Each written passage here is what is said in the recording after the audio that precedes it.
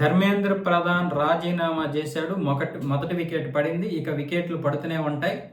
ఇది ప్రక్షాళన మొదలైంది కాబట్టి ఇక మన విజయం పరంపర కొనసాగుతూనే ఉంటుందని చెప్పి ఇప్పుడు అభిజిత్ దీప్కి అయితే తన యొక్క స్టూడెంట్స్ని ఉద్దేశించి ఈ మాటలు మాట్లాడాడు. ఇంతవరకు ఒక విజయం సాధించినట్లే విద్యార్థులైనా సరే, ఎవరైనా సరే, సీజేపీ అయినా సరే. కానీ ఇది వేరే కుట్రలకు దారి తీయకుండా చూడాల్సిన బాధ్యత కూడా మనదే. ఇక్కడతో ఆగరు వీళ్ళు. మరికొన్ని కుట్రలు చేయాలని కూడా ప్లాన్ చేస్తారు. మరి పేపర్ లీకేజ్ మరి కుట్ర అంటే ఇది కుట్ర కాదు. దీన్ని ముందు పెట్టి అనేక కుట్రలు చేశారు. అనేక విధాలుగా వీళ్ళ యొక్క కోపాన్ని చల్లార్చుకునే ప్రయత్నాలు చేశారు.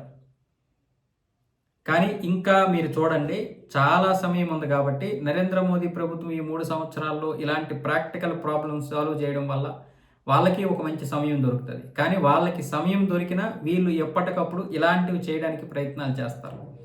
దేశంలో ఇక అస్థిరతమైనటువంటి రాజకీయాన్ని తీసుకురావాలని చూస్తారు. స్థిరమైన రాజకీయం వల్ల మనం ఏమీ సాధించలేము, స్థిరమైన రాజకీయం ఉంటే మన ఆటలు సాగవు అని చెప్పి వీళ్ళు ఇప్పుడు అస్థిరత వైపు దేశాన్ని తీసుకెళ్లే విధంగా ప్రయత్నాలు అయితే చేస్తారు. కాబట్టి ఇలాంటి వారి నుంచి దేశాన్ని కాపాడాల్సినటువంటి బాధ్యత కూడా మనలాంటి వారి మీద ఉంది. అయితే ఎవరైనా సరే తప్పు చేస్తే ప్రశ్నించడం వారి హక్కు.